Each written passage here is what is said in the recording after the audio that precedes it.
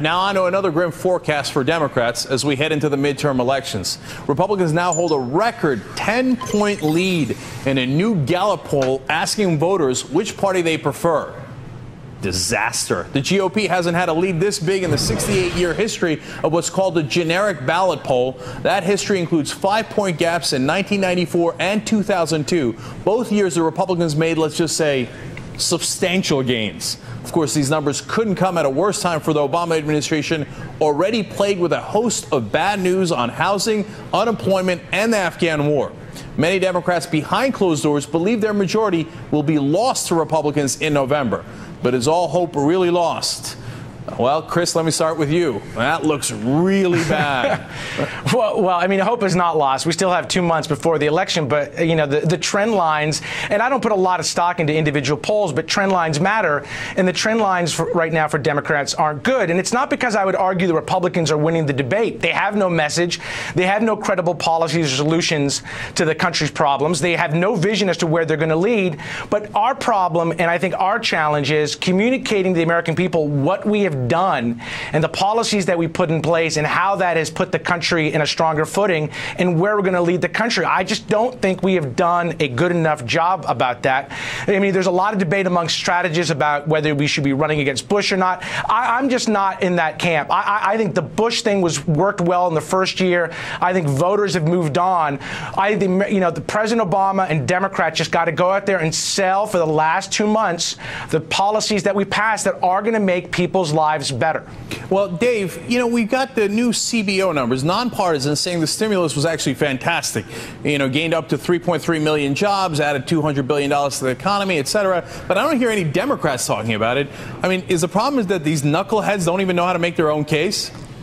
Well, that's some of it. There's a credibility gap because voters see that the economy's bad and they don't want to hear about the macroeconomic arguments that this did a little bit of good. But look, if you talk to Democrats in January and February, they thought that, one, if they pass health care, eventually it would become more popular. Two, they'd done all they could, and the economy, as long as it didn't slip into a double-dip recession, would be improving. And that's how they thought they would survive the election. Those things aren't really happening. So I don't know if you believe in the political science of what happens when voters look at high unemployment numbers and punish whatever party they blame for it.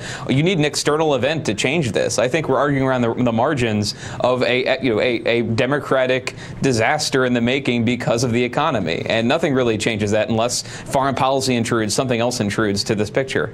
All right, well, let's go from 2010 to 2012. Some interesting Republican names now being tossed around for the White House, including former UN Ambassador John Bolton, God help us all, who refused to outright say no to the idea.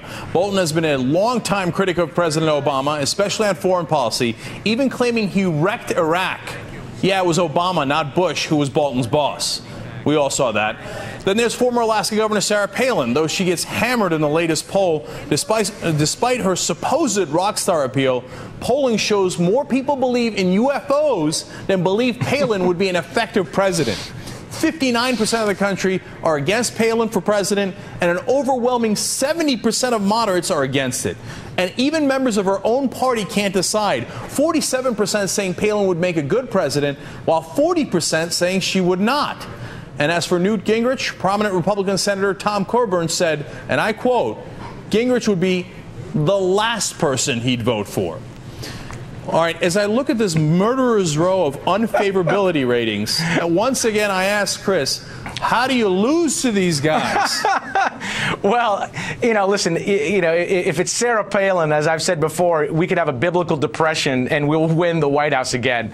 You know, but listen, I think what's going to happen on the Republican side, and this is what's going to be fascinating, the Republicans are their own worst enemy. It's the one good thing that Democrats, I think, have going for them. In the fall, we've seen this GOP civil war play out in critical states and given openings to Democrats, whether it's Harry Reid in Nevada or in the governor, Alex Sink, who's running for governor in Florida. But these Republican candidates who are thinking about running for president, whether it's Newt Gingrich or Sarah Palin, Palin, they just do not represent where the country is. And if the Republican Party has this civil war play out in 2012, I think President Obama is going to be in a much stronger position. If you tie that into the economy turning around, he's going to be in a much stronger position. So, these are not easy days for Democrats, but the notion that somehow the country has moved to the right or the country's moving to the Republican Party and it's going to play out for a couple more years, I just don't buy. Well, I agree with Chris that Obama is so lucky in his choice of enemies. With enemies like this, you don't need friends. That's the problem. That's why they can kiss off progressives.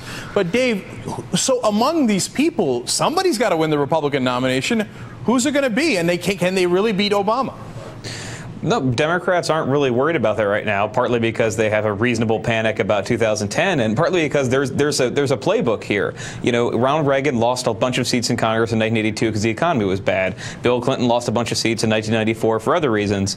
You just need to, if Obama can establish himself as a president who governs against the Republican Congress, they think it can win. So I think they're throwing a lot of Democrats under the bus when they think this, but Democrats are much more confident about Obama beating Palin than they are about, saving their majorities. Yeah, I agree with that. And I think with numbers like that, 70% of moderates saying they're against her, she should be done in the national conversation. Nobody should be talking about her realistically. She can't possibly win with those numbers, but we're still having a conversation as if she's relevant. But I want to thank people who she endorses can win, so we talk about her. Well, sometimes, and sometimes they get killed. But thank you guys. We appreciate it.